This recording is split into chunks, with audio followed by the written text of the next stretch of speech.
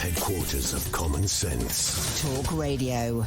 Whilst I feel for the Ukrainian people, and I genuinely feel for them, I don't think the answer is allowing hundreds of thousands of them to come to Britain.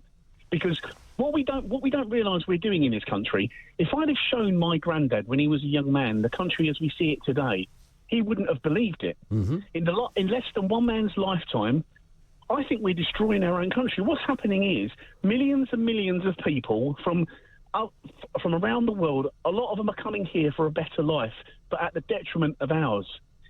I think it's ruining the towns and cities that we grew up in. It's ruining the country. We've had. Why is that hard? Why is that hard for people to say still? It's not hard for me to say. No, I know, I get it, but it becomes one of those. If I was sitting on the Question Time panel on the BBC and I said that, I'd get a loud boo from the audience. I'd be inundated on social media from people calling me a mad racist because I dared to float the notion that social cohesion, which is kind of put on as almost like an inconvenient PS onto this story, but actually it should be right at the top of the list. Yeah, but if you had a referendum and you asked actually British people, the majority of people would think like me. We've had like hundreds of thousands of people from Hong Kong come in. We've had hundreds of thousands of people from South Africa come in. You've had millions of people from the third world. And they're all coming for a better life, but at the detriment of ours. They all need schools and doctors and places to live and cars on the road. And if you're over 40 and you can remember what this country was like in the late 70s, early 80s, it's completely different. I used to get in the car with my dad on a Sunday and you'd barely see another car.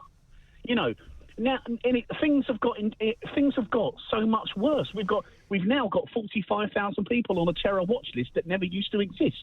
Just in every way, things are getting worse. And I think MPs and do-gooders we should have a referendum on immigration, because I'll tell you what, I know that most people would think like me. The silent majority who vote Brexit and who have had enough of having mass immigration shoved down our throats, we need a voice, because it's been one of the big topics at the general election and the past 6 or 7 general elections, and we've been ignored. If anything, things have got even worse. Daniel, thank you. Good talk. Hot talk. Bold talk. Talk Radio. Listen on your smart speaker. Watch it live on your smart TV. The world headquarters of common sense. Talk Radio.